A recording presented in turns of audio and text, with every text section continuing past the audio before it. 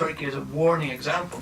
Turkey is a warning example that shows what happens when the left fails to connect with the masses, and when it leaves that terrain wide open for right-wing authoritarians to exploit. When the left alienates the masses with a contemptuous attitude, stance towards their religion and culture and identity, allows the right to capitalize on that and exploit it.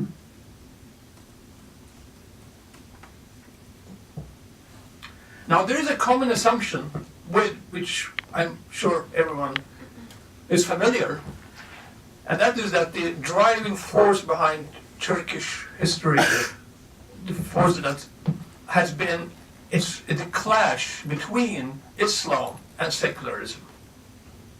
This is the narrative with which we have grown up. Most people would know that Turkey is a country where the military used to stage coups to protect secularism. This is kind of an assertion that is patently untrue, but it has been an established truth for as long as, and for decades, and seems very difficult to change. And that is something that I set out to do in this book. What I'm trying to do is what I'm doing is to reinterpret, revisit and reinterpret Turkish history, to try to correct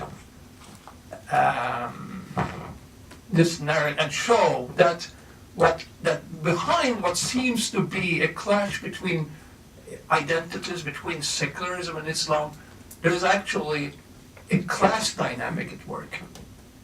So I argue that applying a Marxist or tools, a Marxist reading of Turkish history reveals that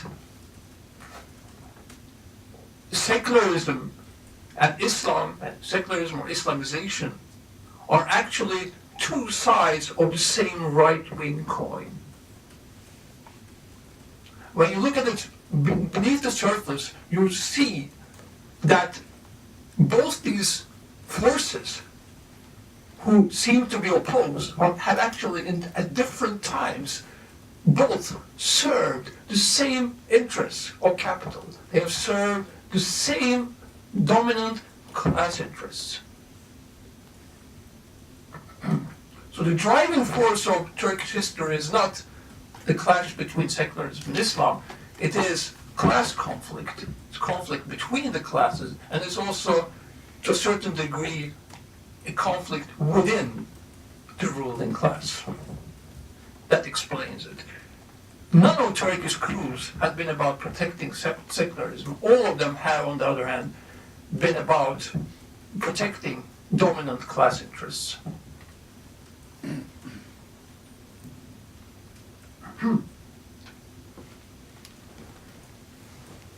Now, I argue that there is a continuity between Ataturk and Erdogan. On the surface, these are totally opposed entities, persons. But in fact, they have,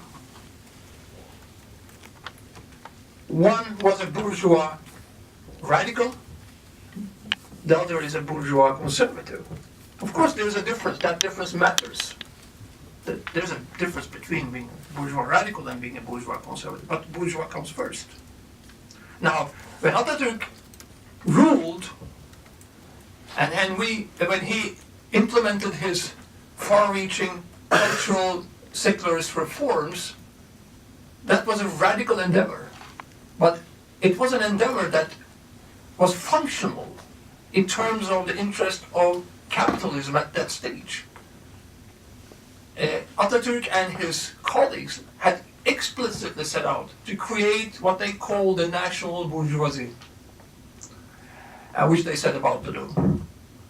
And what happened subsequently was that radicalism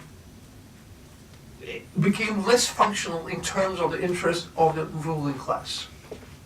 Because with the onset of the Cold War and the danger that socialism, that masses would be attracted by socialism, made it important for the ruling elite to resort to religion and religious conservatism in order to, as I explicitly said, inoculate the young generations against leftist ideas.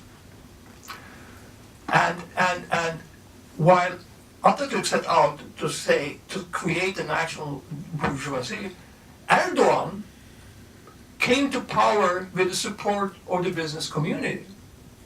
As I describe in the book, when he was an upcoming politician in the late 1990s, he was invited to a dinner hosted by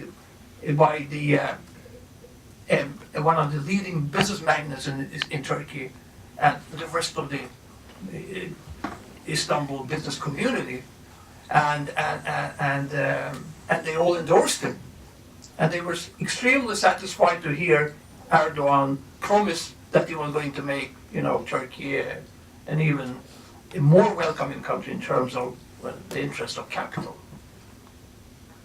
So this was sweet music, and the business magnates also recognized that the combination that Erdogan represented, the combination of religious conservatism, piousness, and his endorsement of neoliberal policies was a perfect combination